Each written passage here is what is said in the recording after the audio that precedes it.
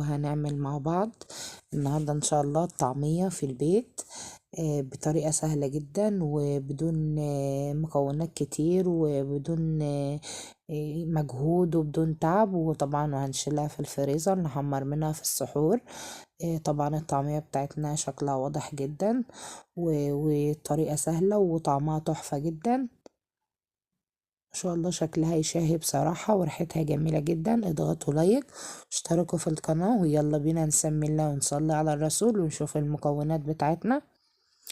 معايا نص كيلو من الفول الاصفر المدشوش، طبعا مغسول ومنقوع من بالليل للصبح. ومعايا خضرة كده حبة عيدان كرات بساطين كده، ومعانا بصلتين خضر وعدد بصلة واحدة و7 8 فصوص توم كده. وده رغيف عيش شامي ابيض